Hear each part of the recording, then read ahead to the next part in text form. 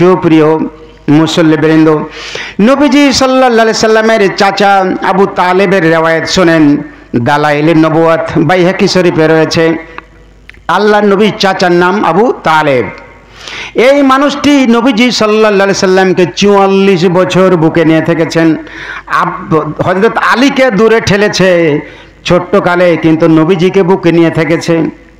রিওয়ায়াত আবু তালেবে আছে হযরত আলী ছিলেন তার আপন সন্তান। আলী রাদিয়াল্লাহু তাআলা আনহুকে মাঝেতে শোয়াইছেন, আর নবীজি সাল্লাল্লাহু আলাইহি সাল্লাম এতিম ভাতিজা, তাই ভাতিজাকে বুকে নিয়েছিলেন। এই আবু তালিব 11,540 নম্বর হাদিস। আবু তালিব তিনি তার জাহান্নামে যাবেন। সব থেকে ছোট শাস্তি হবে আবু তালিবের, এবং তার পায়ের হাঁটুর নিচ থেকে শুধু শেষ দিকে আযাব হবে। যুকিরা ইনদাহু আম্মুহু আবু তালিব ফাকালা লাআল্লাহু তানফাহু শাফাতি ইয়াউমাল কিয়ামা। আল্লাহর নবী বসা আছেন, এলাকাবাসী বসা আছেন, আলোচনা চলছে। নবীজিকে 44 বছর বুকে নিয়েছিল ওই আবু তালেবের কি হবে, দোজকে যাবে নাকি বেহেশতে যাবে? কেউ বলছে দোজকে যাবে, কেউ বলছে বেহেশতে যাবে। নবীজি শুনছেন, মনটা খুব খারাপ। 44টা বছর যাকে বুকে নিয়ে থেকেছেন, আল্লাহর নবী আবু তালেবের লাশ ধোয়াইছেন, গোসল দিচ্ছেন, কবরে নামছেন। এই আবু তালেবের লাশের ব্যাপারে নবীজি কান্নায় বেহুশ হয়েছেন এই আবু তালেবের জন্য। নবীজি বললেন, হ্যাঁ তোমরা অনেক কথা বললে, লাআল্লাহু তানফাহু শাফাতি ইয়াউমাল কিয়ামা, আমি আবু তালেবের পক্ষ হয়ে কিয়ামতের দিন সুপারিশ করব। আল্লাহ গো, আমার চাচা জানকে তুমি ক্ষমা করে দাও। আল্লাহ আমার কথা শুনবেন, কিন্তু এরপরেও একটু আযাব তো আবু তালেবের হবেই। এই পৃথিবীর সব থেকে ছোট আযাব, সব থেকে কম আযাবটা আবু তালেবের হবে। এতাবাল্লাগু কাবাইহি ইয়াগলি মিনহু দিমাগুহু। আবু তালেবের পায়ে লোহার জুতা পরিয়ে দেওয়া হবে। এই জুতাকে কামারের লোহার মতো গরম করা হবে। এই জুতার গরমের কারণে আবু তালেবের মগজগুলি মাথায় টকবক টকবক করে ভাত ফোটায় ফুটবে, আর নাক কান চোখ দিয়ে আবু তালেবের সেই মগজগুলি বের হবে। এটাই হলো আবু তালেবের সব থেকে ছোট শাস্তি, এবং দোজকের ভিতরে সব থেকে ছোট শাস্তি। এই রিওয়ায়াত আবু তালেবের বাইহাকি শরীফের হাদিসে রয়েছে। আল্লাহর নবী সাল্লাল্লাহু আলাইহি সাল্লাম আবু তালেব বলছেন, ভাতিজা তোমার মায়ের অনেক স্মৃতি আমার মনে আছে, তুমি কি জানো কিছু? কয় না চাচাজি বলেন। আমার মা ছোটকালে বাবা হারাইছি, মা হারাইছি, কিছু স্মৃতিগুলা বলেন। যখন হারিয়ে যায় কেউ, মারা যায় কেউ, তখন তার স্মৃতি বললে মানুষ শুনে, আর মা তো আরো শুনে। নবীজি বলছেন, চাচাজি আমার মায়ের স্মৃতিগুলা বলেন। এবার আবু তালেব বলছেন, একজন মাত্র অমুসলিমই বলে না, যাই বলেন তার হাদিস রিওয়ায়াত করা হয়েছে, এটাই রিওয়ায়াত আবু তালেব। কি সিগনিফিক্যান্ট বিষয় যে তার হাদিসগুলি কোট করা হয়েছে। আবু তালেব বলছেন, ভাতিজা তুমি যখন তোমার মায়ের পেটে ছিলে, তখন প্রতিদিন 4 জন মহিলা এসে তোমার মাকে সালাম করত। তোমার মায়ের মুখে শুনেছি তোমার মাকে প্রত্যেক দিন বিবি হাওয়া আলাইহিস সালাম এসে সালাম করত, বিবি হাজরা আলাইহিস সালাম এসে সালাম করত, আসিয়া রাদিয়াল্লাহু তাআলা আনহা এসে সালাম করত, জুলেখা মরিয়ম রাদিয়াল্লাহু তাআলা আনহা এসে সালাম করত। এই 4 জন মহিলা প্রত্যেক দিন তোমার মাকে সালাম করতে আসতো।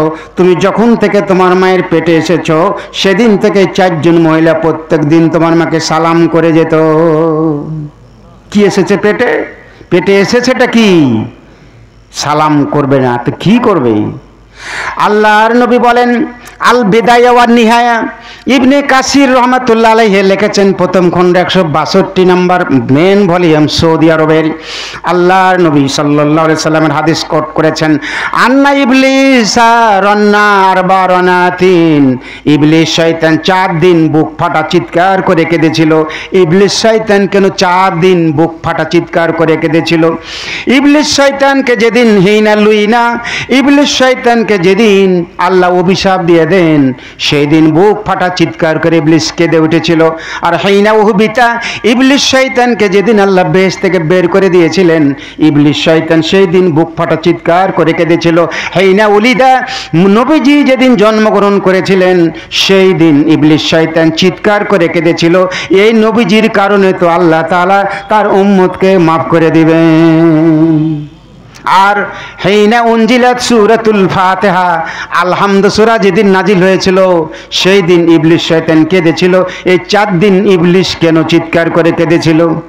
যারা বলে মিলাদুন নবী সিরাতুন নবী বেদাত, এর কার সাথে মিলছে? ইবলিসের সাথে মিলছে। এটা কোনো ওলামা ইকরামের সাথে মিলছে না, কোনো মুহাদ্দিস, কোনো মুফতি, কোনো মুফাসসিরের সাথে মিলছে না, এগুলো মিলছে ইবলিস শয়তানের সাথে। সম্মানিত এলাকাবাসী, নবীজিকে ভালোবাসলে কি পাওয়া যায়? মুসলমান তো পাবেই। আবুল তালেব কি পেয়েছে বললাম, এবারে আবু লাহাব কি পাইছে বলেন? আবু লাহাবের নামে একটা সূরা আছে না? প্রত্যেক নামাজে মুসলমানের আবু লাহাব এর বিরুদ্ধে অভিযোগ দেয়, তাব্বাত ইয়াদা, আবু লাহাবের বিরুদ্ধে অভিশাপ দেয়। তাব্বাত ইয়াদা, আবু লাহাবের বদদোয়া করে। যদিও মানুষ মরে গেছে, মরা মানুষের বদদোয়া করতে হয় না, কিন্তু এমন এক শয়তান আবু লাহাব, এই সূরা চলতে আছে, তাব্বাত ইয়াদা আবি লাহাব। ধ্বংস হোক, ধ্বংস ডেকে আনুক আবু লাহাবের। আবু লাহাব ধ্বংস হোক, ধ্বংস তো হয়েছে। আবু লাহাবের কি সুবিধা হচ্ছে মিলাদুন নবী করার কারণে? আবু লাহাব এর একটা দাসী ছিল, দাসীর নাম সুয়াইবা রাদিয়াল্লাহু তাআলা আনহা। আল্লাহর নবী জন্মগ্রহণ করলেন সোমবারে। আল্লাহর নবী জন্মগ্রহণ করার পরে তার কাজের মেয়ে সুয়াইবা বসকে বলছেন, বস আপনার ভাতিজা হয়েছে, এলাকার ভাতিজা হয়েছে আব্দুল্লাহ, আব্দুল্লাহর ছেলে হয়েছে, আব্দুল্লাহর ছেলে হয়েছে, সুসংবাদটা আপনাকে দিলাম। আবু লাহাব এই সন্তানের জন্মে এত খুশি হলেন। আবু লাহাব সুয়াইবাকে এইভাবে বললেন, এইভাবে আঙ্গুল দেখালে আবার এক তালাকও হয়, এইভাবে আঙ্গুল দেখালে মুক্ত করে দেওয়া হয়। আবু লাহাবের কেনা দাসী ছিলেন সুয়াইবা রাদিয়াল্লাহু তাআলা আনহা। সুয়াইবাকে আঙ্গুল দেখে বললেন, সুয়াইবা এত খুশির সংবাদ দিলে, আমি এত খুশি হয়েছি, তোমাকে আমি মুক্ত করে দিলাম। দাসী থেকে সৌদি আরবে ছিল, মানুষ কেনা বেচা হতো, কিনে নেওয়া যেত মেয়েকে, দাস।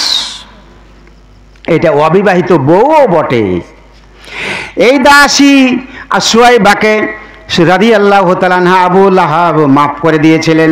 এই জন্য এই সেদিন ছিল সোমবার, এই জন্য 5101 নম্বর হাদিস বুখারী, 5101 নম্বর হাদিস বুখারী, ইন্টারন্যাশনাল নাম্বার, সৌদি আরবেরটা।